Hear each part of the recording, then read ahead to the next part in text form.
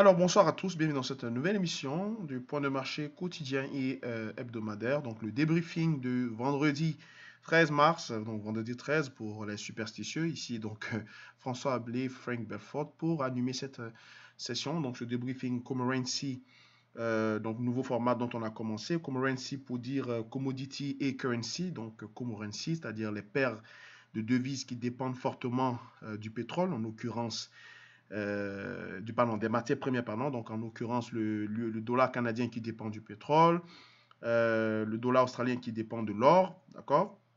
L'Australie est un grand exportateur de l'or ainsi que la Chine. Le, Au niveau des indices, on a le dollar américain, donc pour suivre le dollar index, et par conséquent, avec cet ensemble de visions globales en multidimension, donc 6 graphiques devant nous, comme vous le voyez, on peut tout à fait établir des stratégies adéquates, comme l'USD-CAD en témoigne, pour ceux qui suivent nos émissions quotidiennes et hebdomadaires. Il ne devrait pas être surpris de l'USD4 dont j'avais parlé dans les 3 derniers épisodes précédents où j'avais dit l'USD4 sera sur orbite. Eh bien, vous le voyez vous-même, vous le constatez. On a atteint quasiment, on a touché ou frôlé même la barre des 1,40 à cause de la faiblesse du pétrole. Hein.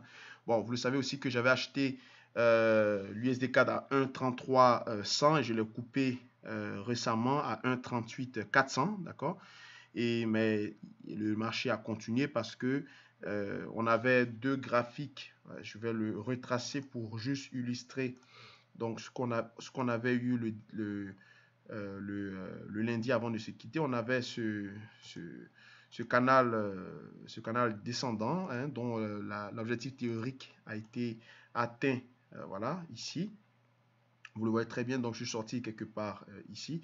Et le marché donc continue de monter plus haut à cause également encore de la faiblesse du dollar, pardon, du pétrole.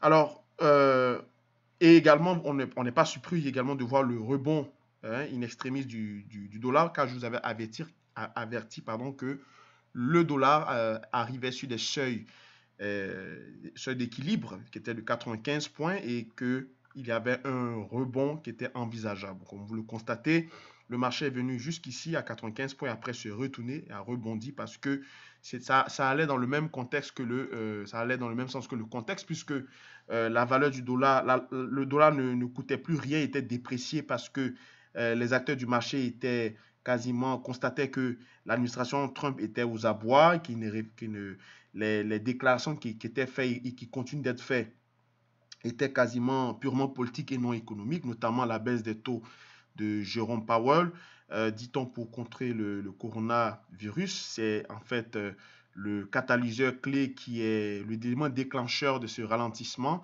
Mais sinon, au-delà de ça, nous avons aussi du fait que l'économie est arrivée à une fin de cycle, l'économie est arrivée à bout de souffle et qu'on n'avait plus de stimulus au niveau des secteurs, donc secteur manufacturier, secteur de la consommation discrétionnaire, ainsi de suite. Vous voyez le chiffre des commandes des biens durables, il a nettement chuté et donc c'était normal que on ait pratiquement un ralentissement ou une sorte de bear market, d'accord, que je défendais bête et âme durant mes précédentes interventions. Vous pouvez le suivre sur ma page Facebook François Ablé ou Frank Belfort ou Global Street Trader Academy pour ceux qui sont habitués. D'accord. Donc, le rebond du dollar, il était envisagé, il était prévu. Et moi, je ne suis pas surpris puisque je vous l'avais dit déjà dans les émissions précédentes, notamment celle du lundi qui est la plus récente. Alors, par conséquent, avec l'intervention du président américain sur le fait d'aider les entreprises à travers un plan fiscal, d'aider l'administration à travers un renflouement des caisses, d'aider les marchés financiers à travers l'injection de la liquidité dont Donald Trump a demandé pratiquement au président Powell, au président de la Fed, d'injecter 1,5 trillion dans le système, alors que selon les comptes du gouvernement on va dire la permission autorisée par le Sénat, Les Américains ne peuvent qu'imprimer 800 milliards, d'accord, et non pas 1,5 trillion. Donc, c'est encore une décision politique de Trump et on va voir si la Fed va s'y opposer ou bien va appliquer comme d'habitude. Et cela va encore montrer que la Fed n'est pas donc une institution indépendante, elle est aux ordres, d'accord? Mais ça, on rentre dans un débat politique. Nous sommes là pour parler de trading et économie et finance. Donc, cela a redonné, on va dire, euh, à calmer un peu la vision ou l'orientation des investisseurs sur les marchés financiers. On voit que les Américains se débattent très fort pour atténuer le choc, même si pour moi, pour ma part, c'est en vain parce qu'il y aura toujours un manque à gagner. Mais la plupart des transactions internationalement se font en devises de dollars. Donc, il faut avoir donc confiance au dollar pour pouvoir l'utiliser dans le système. Donc, du coup, on a une apparition de léger appétit pour le risque à très court terme et cela nécessite donc le rebond qui était prévisible au niveau du dollar puisque je vous avais donc annoncé ça pour le lundi au niveau du seuil des 95 points, d'accord? Et ça a donc poussé l'or à corriger et à repasser en dessous de son seuil d'équilibre qui est en bleu ici illustré, qui est de 15,75. Donc nous sommes quasiment en train de réintégrer le biais des demandeurs d'or, d'accord? Donc on risque de repartir sur un momentum baissier dans le courant de la semaine qui s'en vient, d'accord?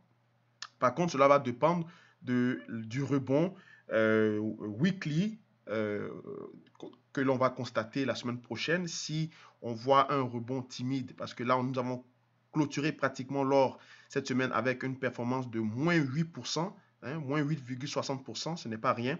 C'est une des pires séances de l'or depuis pratiquement un an et demi, d'accord?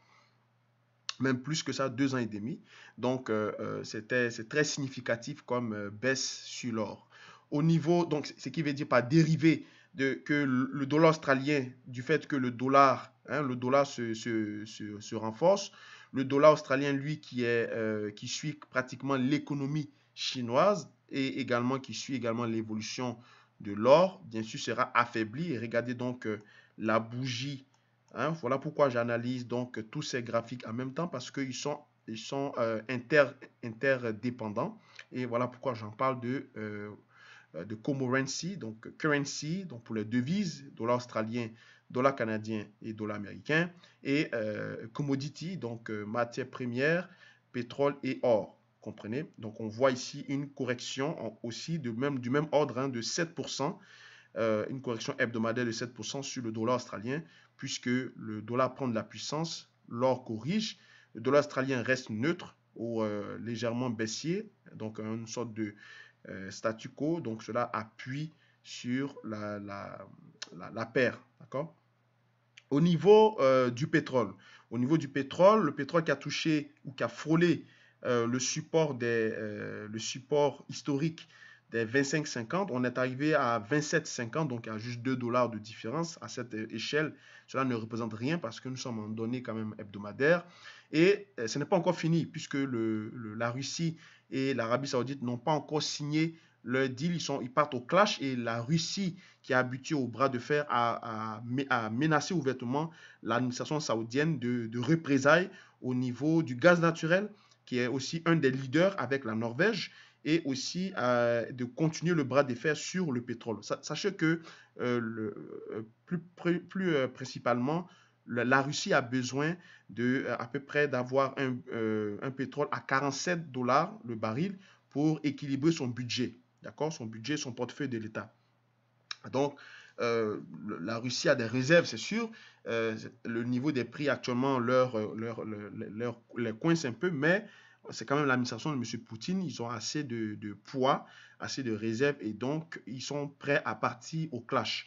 Ce qui a donc amené en retour l'administration saoudienne de dire qu'elle va aussi continuer à déverser, donc d'appuyer sur l'offre de production du pétrole, pour passer de 10 millions, qui était au départ une menace pour amener la Russie à la table de négociation, à 12 millions. D'accord? Donc on est très loin d'avoir fini avec ce clash pétrolier. D'accord? Et pour finir, au niveau du dollar, de l'euro par rapport au dollar canadien, on est monté jusqu'au seuil des 1,58, qui est quasiment le plus haut depuis le plus haut historique depuis décembre 2018. Donc, vous le voyez ici à l'écran, en bas de l'écran ici.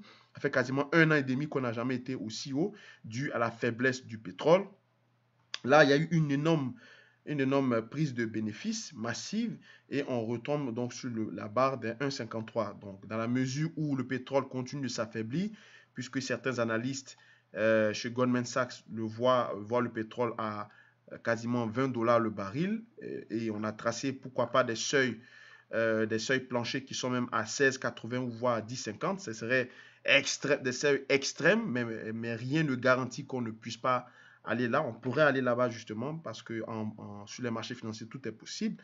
Donc, si on part de ce postulat, l'euro-CAD peut aller atteindre ces seuils historiques de mars 2018 ou bien de janvier et février 2016 où il était quasiment à 1,60. D'accord? Et ça serait donc à suivre.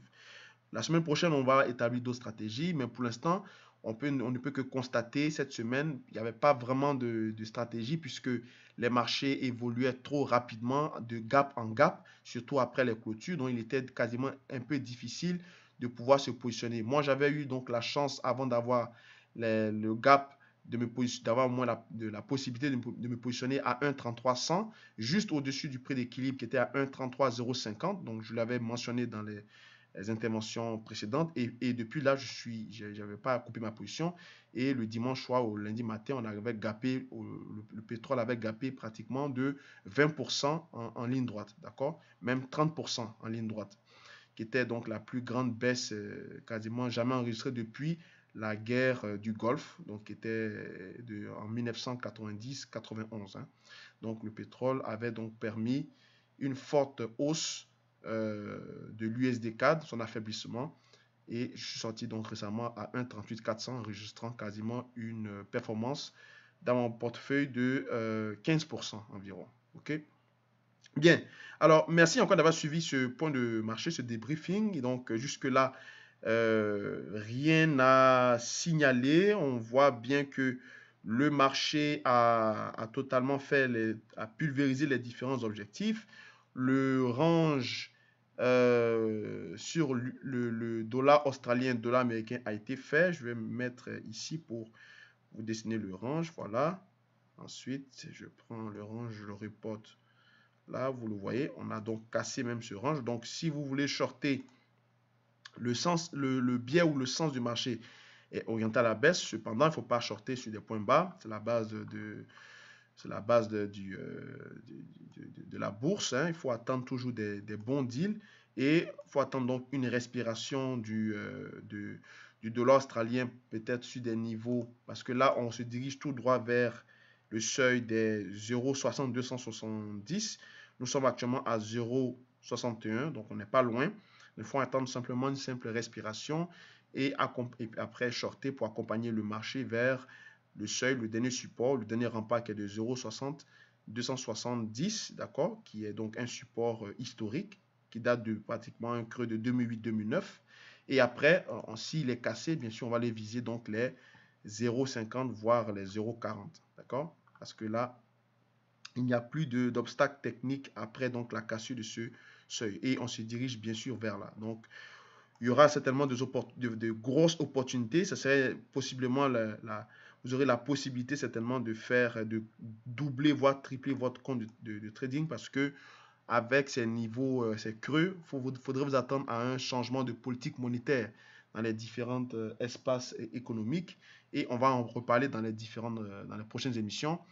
D'ici là, donc, portez-vous bien, passez un bon week-end et puis on se retrouve le lundi matin aux environs de 7 heures du matin, heure du Canada, pour établir, s'il y a lieu, de nouvelles stratégies. François Ablé, Frank Belfort, Ontario. Merci, au revoir.